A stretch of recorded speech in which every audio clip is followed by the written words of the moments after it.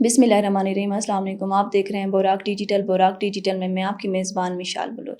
آج کے اس pod cost میں ہم بات کریں گے پاکستان کے موجودہ صورتحال کے بارے میں، دہشت گردی کے واقعات اور ساتھ ساتھ سوشل میڈیا کے اثرات کے بارے میں، پاکستان کی خارجہ پالیسی جیسے اہم نکات پر بات کریں گے جو کہ یہ مسائل ہمارے پاکستان کی داخلی صورتحال پر اثر انداز ہوتے ہیں، بلکہ عالمی سطح پر بھی پاکستان کے تعلقات کو متاثر کرتے ہیں۔ ان سب معاملات پہ بات کرنے کے لیے ہمارے ساتھ موجود ہیں سلمیٰ خان یوسف زئی، تو ان سے ان کی رائے لیتے ہیں۔ السلام علیکم، کیسی ہیں آپ؟ السلام، تھینک یو۔ میرا آپ سے سوال ہے کہ اختر مینگل کے کارن تھے جو غنڈہ گردی اور دکانوں پر قبضہ کرنے میں ملوث ہیں۔ وعلیکم السلام۔ ویسے تو مشال بات یہ ہے کہ بلوچستان فی الحال جو ہے وہ ان کرائسس سے نکل گیا جس میں ہم لوگ ایک کہہ رہے تھے کہ بہت ہی کشمکش والے حالات ہیں۔ الحمدللہ بہت حد تک بلوچستان میں امن آ چکا ہوا ہے، اور اس امن کے پیچھے جو حرکات تھے وہ سامنے نظر آ رہے ہیں کہ کس طرح سے ہماری سیکیورٹی فورسز نے ہمارے دشمن کو صحیح جگہ پہ پکڑ لیا ہے۔ بالکل، اب دشمن پر نہیں مار رہا، چاہے وہ پہاڑوں میں بیٹھا ہے، چاہے وہ افغانستان میں بیٹھا ہے، چاہے وہ بارڈر کراس کر کے بیٹھا ہے، چاہے وہ سمندر میں بیٹھا ہے، چاہے وہ زمین کے کسی کونے قدرے میں جا کے بیٹھا ہوا ہے، کسی سورنگ میں، کسی بل میں جا کے چھپ گیا ہے، چوہے کی طرح چھپ گیا ہے، لیکن سیکیورٹی فورسز نے اس کو بالکل احاطے میں لے لیا ہوا ہے۔ جہاں پہ بلوچستان کی امن کی بات کی جاتی ہے وہاں پہ امن خراب کرنے والوں کا ذکر تو لازمی ہوگا۔ ورڈ میں دیکھ لیں، یہ سردار اختر مینگل صاحب کی جگہ ہے۔ دیکھیں، سردار صاحب کی اپنے علاقے میں اس طرح سے بدامنی ہونا، اس کی ذمہ داری سراسر ہم یہ نہیں کہہ سکتے ہیں کہ سردار صاحب پہ ہی ہو سکتی ہے، ہمارے حکومتی اداروں کی طرف سے بھی ہو سکتی ہے، لیکن جہاں تک یہ غنڈہ گردی والی بات ہے، جہاں تک آپ دیکھ سکتے ہیں کہ کل جو ہے وہ نوروز مری جنرل مینیجر ہے بینک کے، ان کے والد صاحب کو اٹھا لیا گیا اور کہا گیا ہے کہ آپ جو ہے عید کے دنوں میں ہمیں اتنا بھتہ دے دیں، اس کے بعد آپ کے والد صاحب کو رہائی دی جائے گی۔ تو کہاں پہ ہے یہاں پہ وہ انسانی حقوق کے علمبردار لوگ؟ وہاں پہ یہاں پہ بات کرنے والی وہ تنظیمیں جو کہتی تھی کہ ہم انسانی حقوق کی بات کرتے ہیں، تو ایک بزرگ انسان کو اس کے گھر سے اٹھا کے لے کے جانا صرف اور صرف اس میں کہ وہ آپ کو جو ہے وہ اغوا برائے تاوان کے حد میں پیسے دے دیں گے اور آپ لوگوں کی عید اچھی گزر جائے گی۔ یہاں پہ آ کے دیکھیں، یہ ایک مری قبیلے کا بندہ ہے، مری قبیلے کے ساتھ اگر اس طرح سے ہو رہا ہے تو یہ نسل کشی خود کر رہے ہیں لوگ۔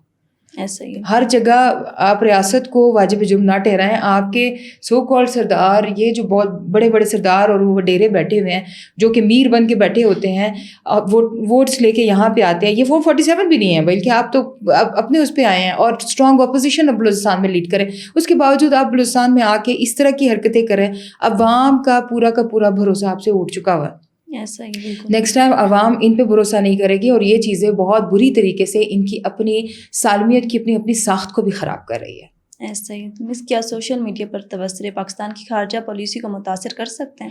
دیکھیے، سب سے پہلے تو میں آرٹیکل 19 کا ذکر کرنا چاہوں گی۔ آرٹیکل 19 جو ہے وہ کہتا ہے کہ freedom of speech who, freedom of press who. Freedom of speech کا مطلب یہ ہے کہ آپ نے 7 میجر چیزیں جو ہیں وہ نوٹ کرنی ہے جب بھی آپ سوشل میڈیا پہ آئیں۔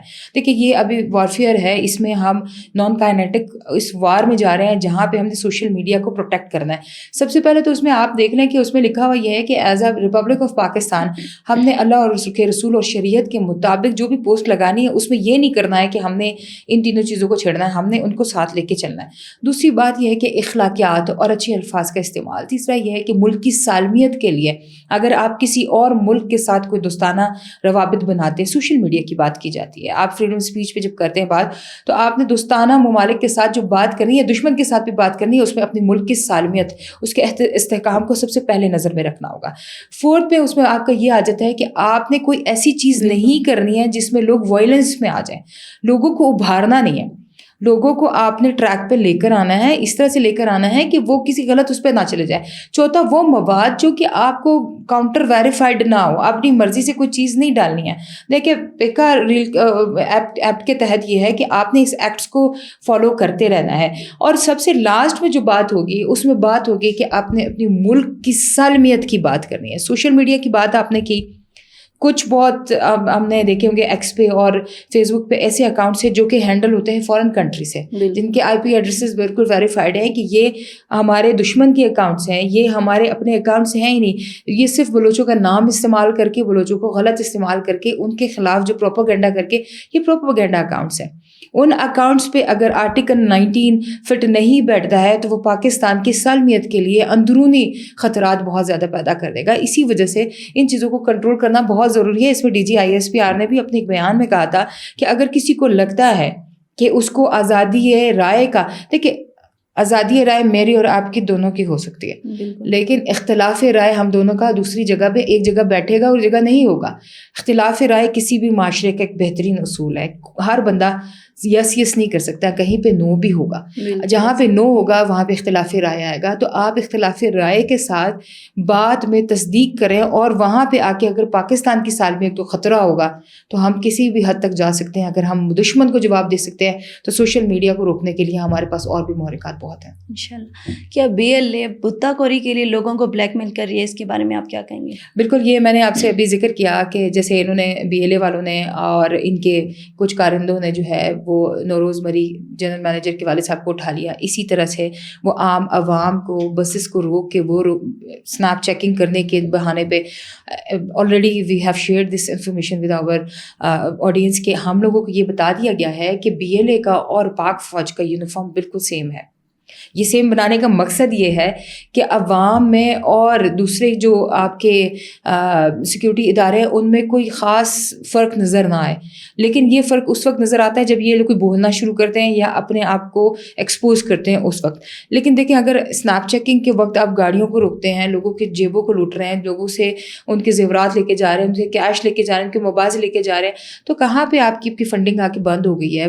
ابھی تو ہوش کے ناخن لو، ماہ سیام چل رہے ہیں، اللہ کا خوف تو ان کے دلوں سے بالکل ختم ہو چکا ہوا ہے. مگر دوسری طرف یہ ہے کہ یہ عوام کو اتنا تنگ کر رہے ہیں، خاص طور پہ یہ جو ہماری N25 روڈ ہے شارع جو ہے، جو کہ خضدار سے کراچی کی طرف جاتی ہے، یا ہماری نصیر آباد والی روڈ ہے جو کہ یہاں سے کوئٹہ سے جو ہے وہ سیدھا جا کے آپ کے نصیر آباد کی طرف جاتی ہے، یہاں سے یوب کا راستہ لے لو DI خان تک جانے والا. ان مین شاہراہوں پہ انہوں نے اپنے ناکے بنائے ہوتے ہیں. سوشل میڈیا ٹک ٹاکرز قسم کے تو یہ دہشت گرد بن چکے ہیں. یہ آتے ہیں صرف 2 منٹ کی ویڈیو بناتے ہیں. ابھی کل کی وہ بات دیکھ لیں کہ یہ TTP والے جو ہیں وہ اتنی بھاری بھرکم گاڑی اور اتنے موٹے موٹے ہتھیار لے کے پہنچے ہوئے ہیں. 2 منٹ کے لیے انہوں نے ویڈیو بنانی شروع کی. سیکورٹی فورسز کو دیکھتے وہ ایسے دم بگا کے بھاگے ہیں کہ لگ پتا گیا کہ سیکورٹی فورسز ہی ان کا اصل انجام تک پہنچانے کے لیے کافی ہے. کیا جو ہماری ایمان مزاری ہیں کیا یہ انسانی حقوق کی کارکن ہیں یا پھر متنازع شخصیت کو سپورٹ کرتی ہیں؟ اس کے بارے میں کیا کہیں گے؟ دیکھیں ایمان مزاری جو ہے وہ بہت بڑی اپنے آپ کو ایک وہ سمجھتی تھی کہ میں ہیومن رائٹس کی ایکٹیوسٹ ہوں. جہاں پہ آپ دیکھتے ہیں کہ وہ سہیب بلوچ ہو گیا یا پھر اسی طرح سے وہ گلزاری کا بھائی ہو گیا، گلزادی بلوچ کا بھائی، یہ دونوں BLA کے کیمپس میں سے ان کی تصویریں آئی ہیں. یہ BLA کے دہشت گرد تھے اور اسی کے اپنے اکاؤنٹ سے ان کے لیے ٹویٹ ہوا تھا کہ یہ انسانی حقوق کی پامالیاں ہو رہی ہیں، ان لوگوں کے ساتھ ظلم ہو رہا ہے، ان کو ماروائے عدالت لے کے لایا جائے، ان کے خلاف جو ہے انفورس ڈسپیرنسز کا معاملہ بند کیا جائے. جبکہ جب وہ BLA کے اس میں آتے ہیں تب اس کی ٹویٹ وہیں پہ رہتی ہے. تو یہ متنازع شخصیت نہیں ہے، بالکل 100% اینٹی اسٹیٹ ہے. اینٹی اسٹیٹ ہونے کا دعویٰ میں نہیں کر رہی، اس کے اپنے ٹویٹس بتا رہے ہوتے ہیں کہ جہاں پہ ملک دشمن بات کی جاتی ہے وہاں پہ یہ بات کرتی ہیں، جہاں پہ پنجابیوں کو مارا جاتا ہے وہاں پہ چپ ہو جاتی ہیں، جہاں پہ غریبوں کو لوٹا جاتا ہے وہاں پہ چپ ہو جاتی ہیں، جہاں پہ مزدوروں کو لے جا کے ان کو اغوا کیا جاتا ہے، یرغمال کیا جاتا ہے وہاں پہ یہ چپ ہو جاتی ہے. اب تو 10 سال کی سزا ہوگی، یہ مزے کریں جیل میں بیٹھ کے. کیا پاکستان میں افغان جو طالبان ہیں ان کے اور بھارت کے موقف کو عالمی سطح پر پاکستان نے بھارت اور افغان طالبان کو عالمی سطح پر چیلنج کیا؟ دیکھیے افغان طالبان کی جو ابھی لیٹسٹ ڈیولپمنٹ یہ تھی کہ وہ 3 بندے جو ان کے آئے ہیں انہوں نے ہم لوگوں کے ساتھ وہ موئے کر دیا. وہ آئے ہیں یہاں پہ پورا وفد بن کے اور وہ کہہ رہے ہیں کہ یہ تبلیغی جماعت ہے. دیکھیے ان کا ڈر اور خوف یہاں سے نکل کے آ رہا ہے. یہ کتنے اسکرپٹڈ قسم کے لوگ ہیں. کون سا ڈر ان کے دلوں میں پاکستان نے بٹھا دیا ہے کہ یہ اپنے اصل موقف پہ اصل بات پہ ہی نہیں آ پا رہے ہیں. جہاں تک ہم نے ان کو ابھی کی لیٹسٹ جو ہمارے پاس ذرائع کے مطابق باوثوق ذرائع کے مطابق انفارمیشن یہ تھی، وزیر اکبر آبادی میں ان کے پورے وزیر اکبر خان میں BLA کا کمانڈر، مسعود قبیلے کا کمانڈر اور اسی کے ساتھ TTP TTA کے تمام کمانڈرز وہیں پہ موجود ہیں جہاں پہ بیرون ممالک کے سفارت خانوں کی رہائش گاہیں ہیں. آپ دیکھیں کابل سے رہائش گاہوں کے پاس اس طرح کے لوگوں کا ہونا یہاں پہ یہ ایک خطرے کی علامت ہوتی ہے. یہاں پہ پاکستان اپنی ہر سفارتی محاذ پہ آ کے اپنے آپ کو حق اور سچ کی بات کر کے پروف بات کرے گا, ایویڈنسز کے ساتھ بات کرے گا. اس میں کوئی دو رائے نہیں ہے کہ پاکستان نے اپنا موقف پوری دنیا کے سامنے سچ کر کے دکھا دیا ہے. بے شک. کیا امریکہ مذاکرات کی طرف مائل ہو رہا ہے ابھی؟ امریکہ کا ڈر بھی نظر آ رہا ہے, کیونکہ وہ اس نے ابھی بھی کہا کہ ہم ایران کے ساتھ بات کرنے کے لیے تیار ہیں, کیونکہ بہت ہی زیادہ قسم کی معاشی بدحالی جو ہے وہ امریکہ پہ طاری ہو چکی ہوئی ہے. امریکہ ملینز آف ڈالرز کا جو ہے وہ نقصان روزانہ کے طور پہ بیئر کر رہا ہے. اس کے علاوہ جو اسٹریٹ آف ہارموز کا راستہ ہے, جس میں تہران اور ایران کے بیچ میں پیٹرول کی جو راستہ ہے, ایک مطلب ایک ڈور ہوتا ہے, ایک آپ کا پاتھ وے ہے, اس کو ایران کا بند کرنے سے 20% آف جو ہمارا پیٹرول اور ڈیزل ہے اس پر بندش لگ جائے گی, جو کہ عالمی سطح پہ بہت بڑی ایک تشویشناک صورتحال پیدا کر لے گی. کیونکہ پاکستان کے علاوہ خلیجی ممالک اور اس کے علاوہ بہت سارے ایسے ممالک جہاں پہ 20% کا اگر یہ خام تیل ادھر سے آنا بند ہو جائے گا اسٹریٹ آف ہارموز کے اس سے, تو بہت بڑا نقصان ہو سکتا ہے, جس کے لیے امریکہ مجبور ہے کہ ابھی ان کے سامنے گھٹنے ٹیک کے بیٹھ گیا ہوا ہے. اور ایک مسلم ملک جو کہ 57 ملکوں کا ایک اکلوتا بھائی تھا جو اکیلے لڑ رہا تھا, آج اس کے سامنے اس نے مذاکرات کی بات دوبارہ کر دی ہے, جبکہ ایران نے اس کو اسٹریٹ اوے انکار کر دیا. انہوں نے کہا آپ ہمارے سپریم لیڈر کو مار چکے ہیں, ہم آپ سے بدلہ آپ نے سپریم لیڈر کو مار کے ہی لیں گے. کیا بھارت اور اسرائیل کے درمیان خفیہ تعاون سامنے آیا ہے؟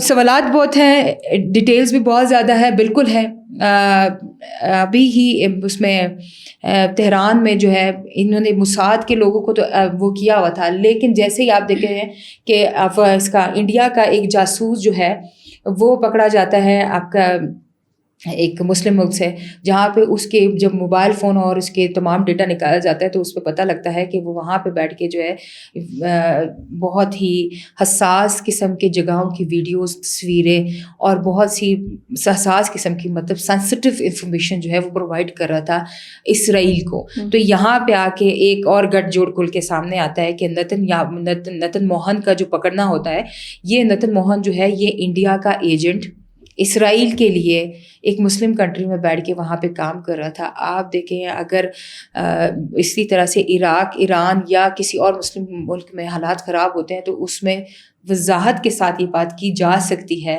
کہ انڈیا 100% انوالو ہے اسرائیل کی مدد کرنے کے لیے اور پاکستان میں یا مسلم ممالک میں بدامنی پھیلانے کے لیے. تو بہت شکریہ سلمیٰ خان یوسف زئی. ملتے ہیں اپنے نئے پوڈ کاسٹ کے ساتھ, تب تک کے لیے اللہ حافظ.